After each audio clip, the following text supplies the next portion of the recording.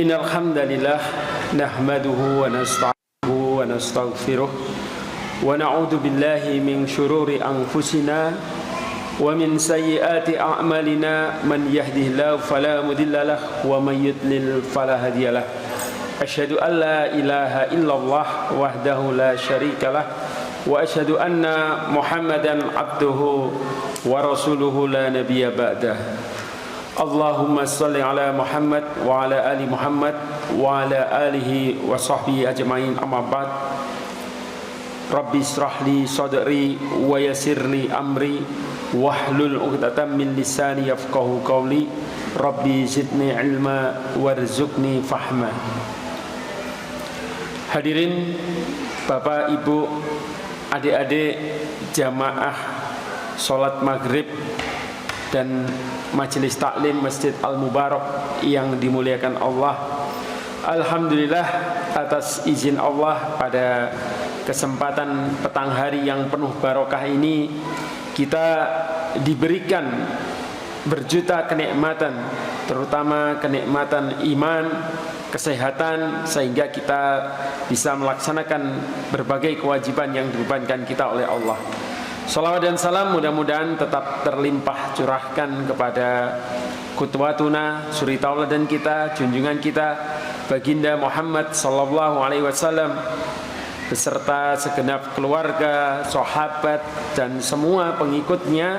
Mudah-mudahan kita semua termasuk di dalamnya.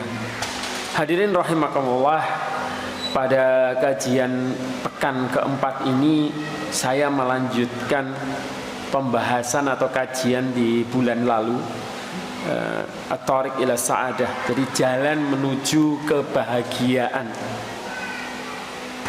Kalau pada bulan yang lalu saya sampaikan bahwa ada penyakit-penyakit, ada perintang-perintang manusia untuk mencapai as-sa'adah atau mencapai kebahagiaan. Sebagaimana doa yang dituntunkan oleh baginda Rasulullah Muhammad sallallahu alaihi wasallam, Allahumma inni a'udzubika minal hammi wal hazn wa a'udzubika minal kasali minal ajzi wal kasal wa a'udzubika minal bukhli wal jubn wa a'udzubika min ghalabatid daini wa qahrir rijal. Itu doa perlindungan yang dituntunkan oleh Rasulullah SAW. Kalau pada bulan lalu saya membahas tentang kecemasan, bagaimana manusia berlindung dari minal hammi, yaitu dengan kecemasan. Kecemasan yaitu ketakutan terhadap sesuatu yang belum terjadi, dan itu yang menghambat kebahagiaan pada diri manusia. Maka pada kesempatan petang hari ini saya akan membahas pasal kedua, yaitu minal hazn, yaitu berlindung dari kesedihan, al-husni atau al-hazn. Nah, kita tentu selaku manusia ini akrab atau seringkali mendengar tentang kesedihan, bahkan kita juga mengalaminya. Kesedihan adalah salah satu lawan dari kebahagiaan. Makanya para ulama atau buku-buku yang terkenal motivasi itu banyak sekali membahas, kalau enggak kebahagiaan, salah satu adalah lawannya adalah tentang kesedihan. Misalnya buku yang pernah populer, kitab yang pernah populer di tahun 2000-an, judulnya La Tahzan, jangan bersedih, yaitu yang ditulis oleh Syekh Dr. Aid Al-Qarni. Sangat populer buku itu. Jadi bagaimana memotivasi manusia agar tidak larut di dalam kesedihan, karena kesedihan ini adalah musuh dari kebahagiaan. Bagaimana kita bahagia kalau kita larut dalam kesedihan? Nah, ini yang menarik untuk kita bahas. Bahwasannya kesedihan ini sejatinya adalah merupakan sesuatu yang fitrah, atau sesuatu yang melekat dalam diri setiap manusia. Tentu setiap kita pasti pernah merasakan kesedihan, baik terkait dengan hal-hal yang kecil ataupun dengan hal-hal yang besar. Semisal sederhana saja, kita mau minum, sudah ada di dalam genggaman tangan kita, hendak diminum, tiba-tiba gelasnya jatuh dan tumpah. Secara normal selaku seorang manusia tentu kita kecewa, tentu kita sedih. Itu hal yang normal dalam hal yang kecil. Jadi kesedihan bisa jadi terjadi pada hal-hal yang kecil. Namun bisa juga atau seringkali terjadi juga kesedihan terjadi pada hal-hal yang besar. Misalnya berpisah dengan orang yang kita cintai, mungkin orang tua kita, mungkin pasangan kita, mungkin anak-anak kita, itu juga timbul suatu kesedihan. Dan ini adalah hal yang wajar dan manusiawi. Tidak hanya pada kita, bahkan pada hamba-hamba Allah yang disayangi oleh Allah, para nabi dan rasul pun mengalami kesedihan itu. Sebagaimana terjadi pada Nabi Yakub alaihissalam ketika beliau kehilangan putranya Nabi Yusuf alaihissalam. Jadi Nabi Yakub alaihissalam ketika putranya Nabi Yusuf alaihissalam hilang dari penjagaan saudara-saudaranya karena dimasukkan dalam sumur, kemudian diceritakan kepada beliau bahwa Yusuf dimakan serigala, maka Nabi Yakub alaihissalam bersedih. Sampai-sampai disebutkan di dalam Al-Quran bahwa mata beliau memutih, bahkan sampai buta. Ini saking sedihnya beliau. Kemudian kita juga membaca bagaimana Nabi Nuh alaihissalam, beliau juga pernah bersedih ketika anaknya dan juga istrinya tidak mau taat, kemudian digulung oleh ombak besar ketika terjadi banjir besar. Ini beliau selaku seorang manusia, selaku seorang ayah, ini juga bersedih. Demikian juga dengan baginda Rasulullah Muhammad SAW. Beliau juga pernah bersedih ketika putranya Ibrahim meninggal, ketika istrinya Ibunda Khadijah radhiyallahu anha meninggal, beliau juga bersedih. Ini suatu hal yang wajar. Sampai-sampai disebutkan di dalam sirah bahwa tahun-tahun ketika paman beliau Abu Thalib meninggal, kemudian Khadijah Al-Kubra meninggal, disebut dengan Amul Husni atau tahun kesedihan. Ini menunjukkan apa? Menunjukkan bahwa kesedihan adalah sesuatu yang wajar dan manusiawi terjadi pada siapa saja. Namun bagaimana masalahnya kok kemudian kita perlu mengkaji hal ini? Apa kaitannya dengan kebahagiaan? Katanya sedih itu wajar.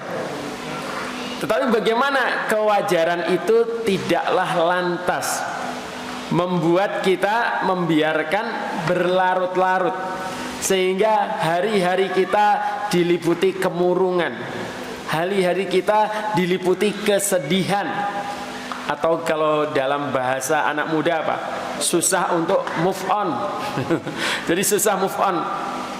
Wong mau minum tumpah, terus bersedih seharian, susah. Nah, tentu hal ini perlu kita pelajari. Bagaimana kesedihan yang dialami oleh para nabi dan rasul ini masih dalam batas-batas kesedihan yang wajar, kesedihan yang manusiawi. Mereka tidak larut dalam kegundahan, tidak larut dalam kesedihan. Karena banyak orang yang saking sedihnya, yang saking berdukanya, terkadang dipendam, kemudian berlarut-larut dalam dirinya, sehingga hidupnya menjadi sangat menderita. Dia menjadi stres, bahkan depresi, sampai ada yang naudzubillah sampai yang bunuh diri gara-gara kesedihan yang terlalu larut dalam dirinya. Nah, inilah yang harus kita hindari. Jadi secara psikologis atau kejiwaan manusia, kesedihan adalah perasaan emosi, perasaan jiwa yang ditandai perasaan tidak beruntung, kehilangan dan ketidakberdayaan. Nah, ini seringkali yang mengganggu gitu. Karena merasa apa? Dirinya menjadi orang yang paling malang sedunia. Wah. Sebenarnya hal yang wajar, tapi karena menganggap ini kok Allah tidak sayang kepadaku, aku kok selalu ditimpa musibah dan lain sebagainya. Ini sebenarnya perasaan kejiwaan. Jadi seringkali orang ketika ujian, ketika penderitaan melingkupi pada dirinya, dia akan berubah sikap, karakternya, sehingga Allah Subhanahu wa ta'ala memberikan motivasi kepada kita selaku orang-orang beriman agar tidak bersikap yang demikian. Jadi kita selaku orang beriman, tadi sebagaimana kita ketahui bahwasanya para nabi rasul, orang-orang yang dicintai Allah juga biasa sedih. Kita juga mengalami kesedihan, kita juga mengalami penderitaan, tetapi kita selaku orang yang beriman hendaknya dalam batas wajar sebagaimana para nabi dan rasul. Maka Allah berfirman di dalam Al-Qur'an surat Ali Imran ayat 139, A'udzu billahi minasyaitonir rajim, wala tahinu wala tahzanu wa antumul a'launa in kuntum mu'minin. Janganlah kamu bersikap lemah dan jangan pula kamu bersedih hati. Wa antum a'launa in kuntum mu'minin, padahal kamulah orang-orang yang paling tinggi derajatnya jika kamu orang-orang yang beriman. Ini surat Ali Imran ayat 139. Tadi saya sempat buka-buka tafsir di dalam Ibnu Katsir, kemudian di dalam tafsir As-Sa'di dijelaskan surat ayat 139 Ali Imran ini. Nah, ayat ini bercerita ketika kaum mukminin, kaum muslimin setelah mengalami kekalahan di dalam medan perang Uhud. Kala itu kaum muslimin mengalami kekalahan di dalam medan perang Uhud, sehingga puluhan sahabat yang dicintai oleh Rasulullah ini meninggal dunia. Nah, mungkin ada beberapa sahabat yang bersedih sampai turun ayat ini mengingatkan, jangan kamu bersikap lemah dan jangan pula kamu bersedih hati, padahal kamu orang-orang yang paling tinggi derajatnya jika kamu orang-orang beriman. Syekhul Islam Ibnu Taimiyah ketika mengomentari ayat ini, beliau menerangkan secara hakikat, jika kita masih beriman, jika kita masih optimis memegang keimanan kita, masih yakin terhadap pertolongan Allah, maka meskipun secara zahir kita berada di dalam kekalahan secara fisik, secara materi, maka sejatinya kita masih orang yang menang. Karena derajat orang-orang beriman itu walaupun secara dohir kelihatannya kalah, tapi sejatinya menang jika dia berpegang teguh pada keimanan. Nah, ini kalau kita hubungkan dengan realitas, dengan kondisi kaum muslim, ini menarik sekali. Kalau saat ini misalnya diakui atau tidak, mayoritas yang memegang kunci-kunci dunia, artinya yang berjaya secara ekonomi, berjaya secara politik, secara militer, bahkan mungkin dipegang oleh orang-orang kafir. Lantas bagaimana kaum muslimin yang dalam kondisi lemah? Nah, disinilah tantangannya. Jadi selama kita masih yakin, selama kita masih beriman, hakikatnya kita berada di dalam kemenangan. Sungguh sayang, sungguh ironi kalau secara fisik kita udah kalah, secara keimanan kita juga mengikuti mereka. Nah, ini penting sekali apa yang disampaikan oleh Syekhul Islam Ibnu Taimiyah tadi. Jadi selama kamu berpegang teguh pada keimanan, sesungguhnya kamu adalah orang-orang yang menang. Maka sekali lagi, la tahzan, jangan bersedih dengan kekurangan ekonomi, dengan kekalahan politik, dengan kekalahan militer. Kita akan yakin bahwa ujung-ujungnya kemenangan pasti akan di tangan orang-orang yang beriman. Ma'asyiral muslimin rahimakumullah, saudara-saudaraku yang dimuliakan Allah. Syekh Imam Nawawi Al-Bantani dalam kitab Nashahihul Ibad menjelaskan. Ini perkataan beliau. Hamud dunya bidulmil qalbi wa hamul akhirati binuril qalbi. Saya kutip perkataan beliau di dalam Nashahihul Ibad. Beliau mengatakan tentang pasal bersedih ini. Jadi sedih karena urusan dunia, maka ini akan bidul mil qalbi, akan menggelapkan hati. Jadi sedih kalau urusannya dengan dunia, menurut beliau akan menggelapkan hati. Sebaliknya, kalau kesedihannya karena akhirat, maka hati akan menjadi tenang. Masya Allah, ini sebuah nasihat yang sangat indah dari Syekh Nawawi Al-Bantani ya. Jadi kita patut introspeksi diri, kita patut muhasabah. Kata beliau, kalau kita bersedih karena urusan-urusan dunia ini, maka akan menggelapkan hati kita. Sebaliknya, kalau kita bersedih karena urusan akhirat, maka ini akan mencerahkan atau menjadikan hati ini terang. Nah, bagaimana penjelasannya? Kalau kita lihat, seringkali orang-orang yang bersedih, stres gara-gara urusan dunia, ini biasanya hatinya menjadi gelap, biasanya pikirannya menjadi kalap, dan akhirnya apa? Nekat. Contoh, dia sedih, tonggoku iso tuku motor anyar, sementara aku iki motor kuno sering mogok. Nah, dia mikir, wah aku piye, ekonomiku ora berkembang. Akhirnya hatinya menjadi gelap, menjadi iri. Akhirnya dia mencari jalan pintas. Ya wis lah, kredit sik ra apa-apa. Meskipun hasilnya gajinya enggak seberapa, kredit. Sehingga dia akan kesulitan sendiri hidupnya karena bebannya bertambah. Ada lagi sekarang karena ikut-ikutan berbagai gaya hidup, persaingan ekonomi yang tinggi, akhirnya apa? Terjerat pinjol, pinjaman online. Ini juga banyak terjadi.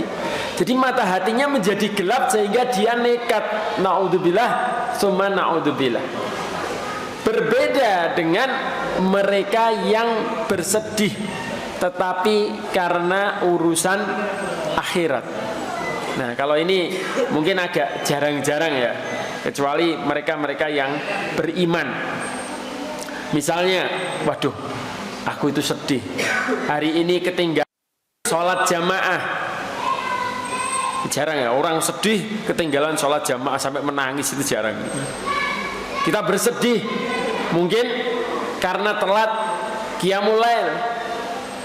Kita bersedih mungkin karena terlupa untuk tilawah meskipun 1 lembar setiap hari. Nah, Masya Allah, kita untuk mengukur diri kita, sedih kita ini karena urusan dunia ataupun akhirat, dari hal-hal kecil semacam ini.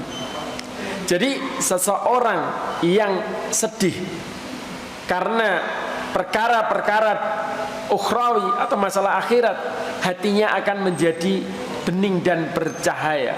Kenapa? Karena ia akan sibuk bagaimana memikirkan derajatnya di hadapan Allah, sehingga dia akan semakin menggiatkan bagaimana caranya agar saya selalu dekat dengan Allah. Nah, ini muhasabah bagi kita semua. Jadi seseorang yang sedih memikirkan akhirat akan mendorong dirinya untuk berzikir, tazkiratul maut, mengingat mati. Bagaimana dia menyempurnakan sholat-sholatnya yang masih mungkin bolong-bolong, tertinggal untuk berjamaah, tertinggal ibadah-ibadah sunnah dan yang lain sebagainya. Hadirin rahimakumullah, kalau kita berkaca pada kehidupan dunia, tadi sebagaimana saya ungkapkan di awal, bahwa sejatinya susah, senang, sedih, bahagia ini adalah dua keping mata uang di dalam kehidupan manusia. Tidak ada orang yang selalu gembira terus-menerus, bahagia terus-menerus. Tetapi tidak pula selayaknya seseorang harus bersedih terus-menerus sehingga merasakan dirinya seakan-akan orang paling malang sedunia, seakan-akan berpikir bahwa Allah tidak bersikap adil kepada dirinya. Harus kita ingat bahwa ada kehidupan selanjutnya di hadapan kita. Itulah darul akhirah. Di sanalah tempat istirahat dan di sanalah kebahagiaan yang sejati yang kita nantikan. Sebaliknya, kesengsaraan hakiki bukanlah di dunia. Jadi jangan sampai berpikir ketika di dunia kita menderita, ketika di dunia kita ditimpa kesedihan, itulah kesedihan yang hakiki. Karena hakikatnya kesedihan yang hakiki adalah bagaimana ketika manusia berada di dalam neraka jahanam. Ini yang harus kita ingat, inilah yang harus kita pahami, sehingga jangan sampai kita menjadi orang-orang yang di dunia sudah bersedih, di dunia sudah menderita, nanti di akhirat juga menderita. Betapa banyak orang-orang yang seperti itu, karena mereka berpikir bahwa Allah tidak bersikap adil kepada dirinya di dunia. Piye wong sugih-sugih ke masjid, orang kaya-kaya bisa naik haji, wajar. Sementara aku tidak berkecukupan secara ekonomi, aku tidak diberi kekayaan, tidak diberi harta oleh Allah. Ya kalau gitu sekalian aku nggak usah ibadah, kalau gitu aku nggak usah sekalian sholat. Nah banyak yang seperti itu. Naudzubillah, summa naudzubillah. Jadi mereka sengsara di dunia, diliputi penderitaan, dan di akhirat juga diliputi penderitaan karena mereka tidak mau beribadah kepada Allah, karena mereka sudah suudzon kepada Allah ketika di dunia. Ada sebuah qaul, ada sebuah ungkapan, ketahuilah bahwa yang selamat hanya sedikit. Sesungguhnya tipuan kenikmatan dunia akan hilang.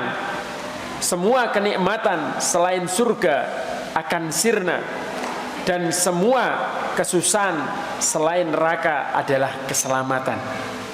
Apa maknanya? Ketahuilah sesungguhnya tipuan kenikmatan dunia akan hilang. Ini harus dipahami bahwasanya segala kenikmatan yang ada di dunia ini, apapun kenikmatan itu, akan kita tinggalkan. Orang-orang yang kaya bergelimang dengan harta, bergelimang dengan kekuasaan, kenikmatan yang mereka terima cepat ataupun lambat tentu akan ditinggalkan. Tidak ada kenikmatan yang abadi di dunia, karena kenikmatan yang abadi hanyalah di dalam surga. Kemudian, dan semua kesusahan selain neraka adalah keselamatan.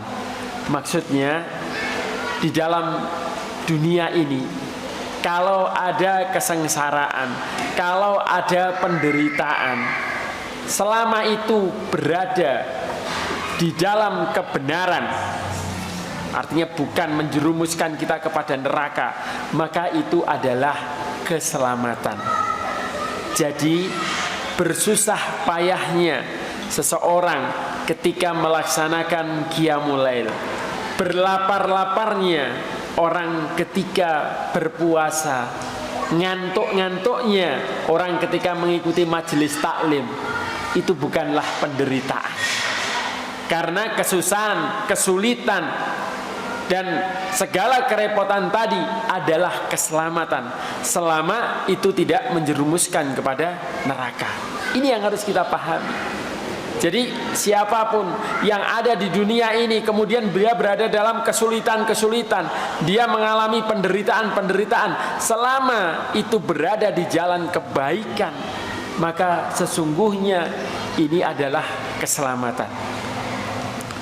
Kemudian harus kita sadari pula bahwasannya kesenangan di dunia dan kesengsaraan semuanya datangnya dari Allah.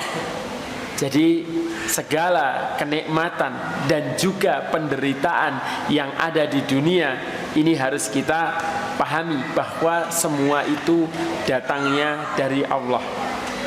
Sebagai apa? Liyabluwakum ayyukum ahsanu amalan. Kata Allah seperti itu. Jadi untuk menguji kita, amalan siapa yang terbaik, apakah dia menjadi hamba yang bersyukur ketika diberikan kenikmatan, atau sebaliknya dia menjadi yang kufur ketika diberikan penderitaan. Nah, seringkali kebanyakan manusia berpikir bahwa yang namanya ujian itu hanyalah hal-hal yang menderita saja, yang menyusahkan dirinya. Padahal kenikmatan itu pun bisa jadi adalah sebuah ujian. Makanya dunia itu disebut oleh para ulama sebagai apa? Darul ibtila, atau negeri tempat ujian dan cobaan. Jadi meskipun di dunia diberikan banyak kenikmatan, kalau kita tidak hati-hati, itu hakikatnya adalah ujian. Sehingga Allah berfirman di dalam Al-Quran surat Al-Anbiya ayat 35, A'udzu billahi minasyaitonir rajim. Bismillahirrahmanirrahim. Wa nabluukum bisyarri wal khairi fitnah wa ilaina turja'un. Wahai manusia, kami akan menguji kalian dengan kesempitan atau kenikmatan untuk menguji iman kalian, dan hanya kepada kamilah kalian akan kembali. Jadi Allah itu menguji kita dengan apa? Kesempitan dan kenikmatan, kesusahan dan kebahagiaan dan kesenangan. Seringkali manusia ketika ditimpa penderitaan, kokoh imannya, kuat. Ya Allah, ini ujian dari Allah. Mungkin ada yang seperti itu. Tetapi banyak manusia lupa diberikan banyak kenikmatan, seringkali lalai, lupa bahwa itu juga ujian. Sehingga ketika dia masih dalam kondisi fakir, dalam kondisi miskin, dia mungkin rajin qiyamul lail, rajin ke masjid, rajin sedekah. Harapannya dia kaya, diberikan rezeki yang banyak oleh Allah. Tetapi ketika gaya hidupnya berubah, ketika rezekinya bertambah, gaya hidupnya pun berubah. Dia semakin jarang tampak di masjid, dia semakin jarang tampak di majelis taklim. Maka hati-hatilah, itulah hakikatnya sebuah ujian. Maka Ikrimah rahimahullah pernah mengatakan, setiap insan pasti merasakan suka dan duka. Oleh karena itu, jadikan sukamu sebagai wujud rasa syukur, dan dukamu adalah sebagai kesabaran. Nah, ini pula yang dikatakan oleh Imam Ibnul Qayyim, bahwa manusia itu memiliki dua sayap di dalam kehidupannya, yakni syukur dan sabar. Syukur dan sabar. Bagaimana ketika kita diberi nikmat oleh Allah, kita bersyukur, dan ketika diuji dengan penderitaan, dengan kesempitan, kita bersabar. Karena sejatinya senang dan duka adalah sunatullah yang pasti mewarnai kehidupan kita. Tidak ada manusia yang terus-menerus merasa senang, dan tidak pula terus-menerus di dalam kesedihan. Tinggal bagaimana ketika kita menyikapi ujian itu. Gambaran sederhana, ketika bulan Ramadan dan menginjak Syawal. Ramadan, manusia secara dohir, secara fisik lemes. Banyak penderitaan dialami ketika tidak makan, menahan lapar, menahan dahaga ketika bulan puasa. Tetapi tidak selamanya Allah mewajibkan kita berlapar-lapar dan berhaus. Tidak selamanya Allah memberikan kita penderitaan, karena ada waktunya berbuka, ada waktunya iftar. Demikian tidak selamanya Ramadan, nanti ada Syawal, tempat manusia dilarang bahkan untuk berpuasa. Di situ ada kebahagiaan. Orang ketika menginjak Syawal tentu senang, gembira. Tetapi kegembiraan di hari raya juga tidak berlangsung selamanya. Hari raya pasti berlalu, perayaan pasti berlalu. Nah, demikian juga dalam kehidupan. Jadi kita harus memahami bahwasanya penderitaan tidaklah berlangsung selamanya. Semua ada ujungnya, dan ketika kita bersabar atas kesulitan-kesulitan tadi, tidak larut di dalam kesedihan, maka insya Allah khair, insya Allah kebaikan di ujungnya. Sebaliknya, kesenangan-kesenangan, kenikmatan-kenikmatan, kegembiraan tidaklah berlangsung selamanya. Siapapun yang kita cintai di dalam hidup tentu akan berpisah juga. Nah, ini yang harus kita pahami. Kemudian Allah yang menciptakan kebahagiaan dan kesedihan, tujuannya apa? Agar manusia menyadari bahwasanya dua ujian tadi, kesusahan, penderitaan, dan juga kenikmatan, hakikatnya itu semua datangnya dari Allah. Jadi kalau kita memahami bagaimana kesempitan, bagaimana penderitaan diciptakan Allah, tujuannya apa? Tujuannya agar kita dekat, tujuannya agar kita bersimpuh, tujuannya agar kita memohon kepada Allah. Kenapa? Karena kalau dipikir-pikir, sejatinya manusia itu sangat dhaif, manusia itu sangat lemah. Kita mungkin bisa berkaca, kita mungkin bisa membaca. Ada orang yang dulunya dia begitu kuat, ada orang yang dulunya begitu berkuasa, ada orang yang dulunya mungkin dia begitu kaya dan mampu, seakan-akan mampu berbuat apa saja. Tetapi kalau Allah merubah nasibnya, mengubah takdirnya, bisa jadi di ujung kehidupannya dia menjadi orang yang sangat menderita. Ini bisa saja terjadi, gampang saja terjadi, karena manusia sangat lemah. Nah, tujuan Allah menciptakan kesedihan tadi, tujuan Allah menciptakan penderitaan tadi, sesungguhnya adalah supaya kita mendekat dan berlindung kepada Allah, supaya kita paham bahwasanya kita adalah makhluk yang lemah, dan Allah lah Sang Al-Aziz yang maha perkasa, yang mampu membuat kita kuat. Nah, sebagaimana aduan Nabi Yakub alaihissalam ketika beliau bersedih berpisah dengan putranya, kehilangan putranya Yusuf alaihissalam, beliau berkata, Innama asku bathi wa husni ilallah. Sesungguhnya hanya kepada Allah aku mengadukan penderitaan dan kesedihanku. Al-Quran surat Yusuf ayat 86.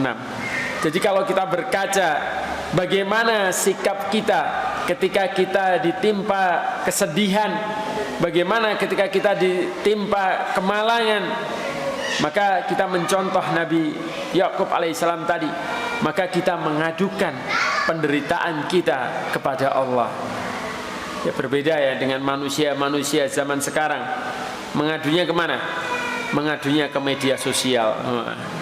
Lagi kehilangan dompet, langsung mengadunya ke medsos, ke Facebook misalnya. Ya Allah, aku kehilangan dompetku. Tulisin yang medsos. Nah ini seperti ini. Jadi mengadunya ke media sosial. Nah, kita harus memahami bahwasanya sebenarnya manusia bersedih itu wajar, kecewa itu wajar. Yang tidak wajar, yang di luar batas adalah ketika kesedihan tadi kemudian berlarut-larut, tidak move on. Inilah yang akan membuat setan itu senang.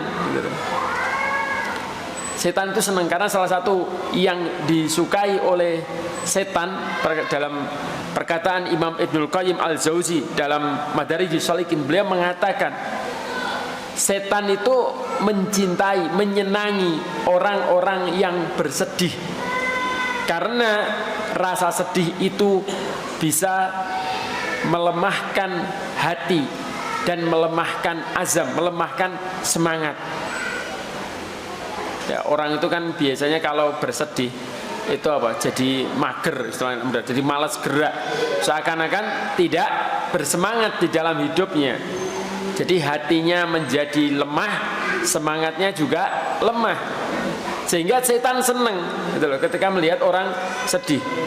Harusnya ketika sedih kan semakin mendekat kepada Allah, semakin rajin. Tapi kebanyakan manusia ketika ditimpa kesedihan apa? Jadi ngelukro.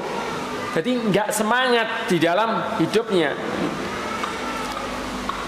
Nah ini yang tercela. Jadi bagaimana seseorang larut dalam kesedihannya sehingga membuat hatinya lemah, tekadnya meredup, rasa optimisnya hilang, sehingga harapannya hancur. Kita bisa melihat ini masih muda-muda ketika melihat mungkin ekonomi keluarganya kekurangan, kemudian dia mau bersekolah nggak punya biaya atau mau daftar sekolah tidak diterima, dia seakan-akan berpikir, wah ini madesu saya, masa depan saya suram.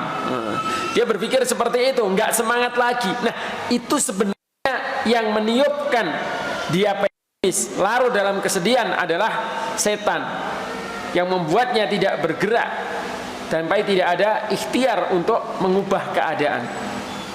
Padahal kalau kita pahami sebenarnya secara umum prinsip seorang mukmin ketika menghadapi masalah-masalah di dalam kehidupannya ini ada 3 hal.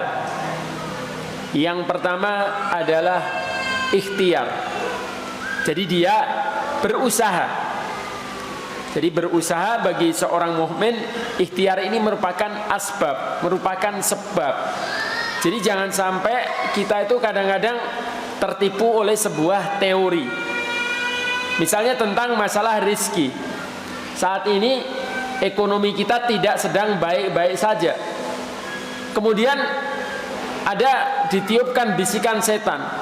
Wong cicak aja nggak pernah berusaha, dia hanya duduk diam di pojok ruangan, itu nyamuk datang sendiri. Artinya kalau sudah datangnya rizki akan datang sendiri, sehingga dia malas bekerja. Alasannya apa? Bersandar pada model rizki ala cicak. Padahal kalau di dalam Al-Quran ada model rizki yang lain, rizki ala burung. Jadi keluar di pagi hari, kemudian pulang di sore hari. Nah itu rizki ala burung. Jadi tetap berusaha, tetap berikhtiar sebagai sebuah wasilah, sebagai sebuah sebab. Jadi ini yang pertama, ikhtiar apapun masalahnya, entah masalah ekonomi, entah masalah keluarga, entah masalah sosial, semua harus memakai ikhtiar supaya kondisinya berubah. Ikhtiar itu ya dengan usaha, dengan bekerja juga berdoa. Kemudian yang kedua, ketika ada masalah apa? Bertawakal. Faida azamta fatawakkal 'ala Allah. Jika kamu sudah berniat, bertekad, maka serahkanlah pada Allah. Jadi kita menyerahkan usaha kita tadi, ikhtiar kita tadi kepada Allah. Namun seringkali manusia ini gagal paham, sehingga dia menyandarkan hasilnya bukan pada Allah, tapi pada apa? Pada ikhtiarnya. Ini yang salah gitu. Jadi kita itu menyandarkan hasilnya ini bukan pada Allah, tapi pada usahanya. Ini yang salah. Seringkali orang tertipu dengan sebuah ungkapan, katanya usaha itu tidak mengkhianati hasil. Ini ungkapan yang kelihatannya baik tapi seringkali menipu.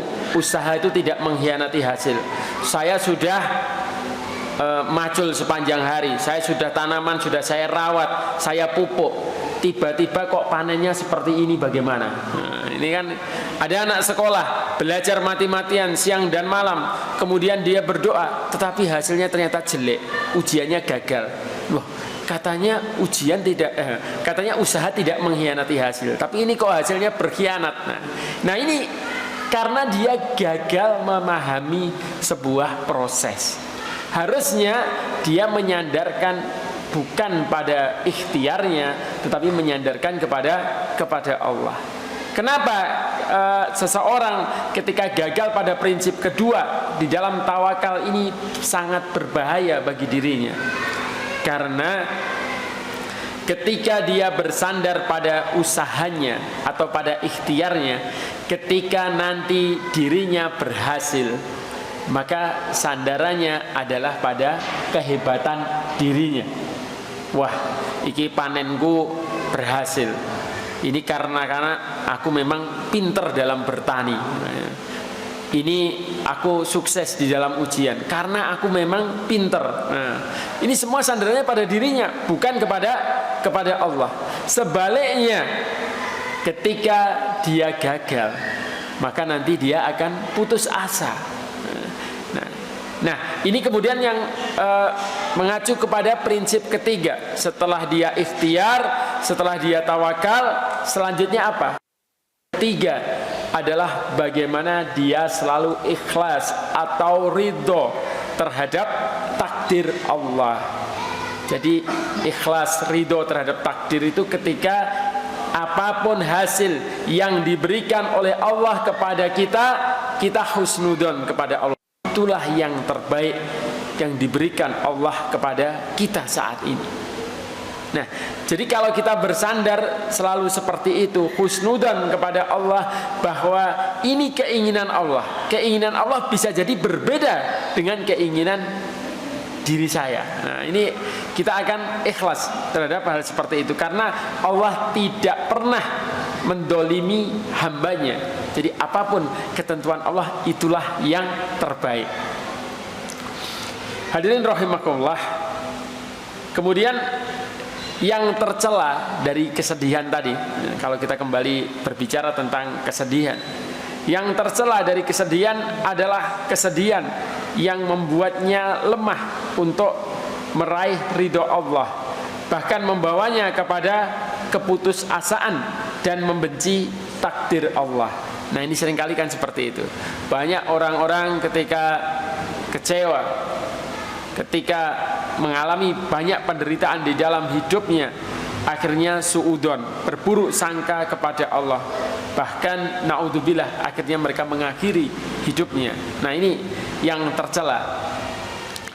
Karena itu makanya Nabi SAW selalu berlindung dari hal ini.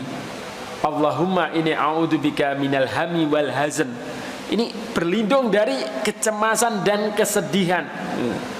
Jadi kalau kita mengalami rasa sedih, penderitaan, maka boleh-boleh saja bersedih, tapi tidak perlu berlama-lama memendam kesedihan di dalam hati, karena setan sangat senang ya kalau melihat orang yang bersedih. Bahkan dalam banyak hal di dalam firman Allah, Allah melarang orang yang bersedih, yang kesedihan tadi membawa kepada hal-hal yang negatif. Misalnya dalam tadi surat Ali Imran, wala tahinu wala tahzanu wa antumul a'launa in kuntum ta'lamun, in kuntum mu'minun, mu'minin. Kemudian dalam surat An-Nahl ayat 127, wala tahzan alaihim, dan janganlah kamu berduka cita terhadap mereka. Artinya kita dilarang kalau kesedihan-kesedihan tadi melarutkan diri kita di dalam kesedihan terus menerus, karena itu membuat apa? Membuat hati gelap, semangat lemah, dan akhirnya pesimis terhadap kehidupan ini. Karena sekali lagi dikatakan oleh Imam Ibnu Qayyim rahimahullah, karena kesedihan atau keadaan yang tidak menyenangkan itu membuat seseorang hamba akhirnya berburuk sangka kepada Allah. Gimana ya? Ini kok sesuatu yang saya cintai, sesuatu yang saya sukai ini akhirnya dipisahkan dari aku. Nah, ini sekali lagi intinya apa? Intinya bahwasanya sedih, perasaan sedih, penderitaan di dalam hidup ini sejatinya adalah sesuatu yang wajar. Bahkan para nabi dan rasul pun mengalami kesedihan. Tetapi yang tidak wajar apabila kita berlarut-larut di dalam kesedihan tadi, sehingga sulit move on, akibatnya sulit untuk bahagia, karena selalu suudzon kepada Allah. Dan kuncinya ketika kita diliputi kesulitan, ketika kita diliputi kesedihan, maka sebagaimana Nabi Yakub alaihissalam, kita mengadu, kita curhat, dan kita mendekat kepada Allah. Hadirin rahimakumullah, demikian mungkin materi yang dapat saya sampaikan pada kesempatan petang hari ini. Mudah-mudahan bermanfaat bagi kita semua, menambah keimanan kita kepada Allah dan membuat hidup kita semakin berkah dan bahagia. Demikian, billahi taufik wal hidayah. Wassalamualaikum warahmatullahi wabarakatuh.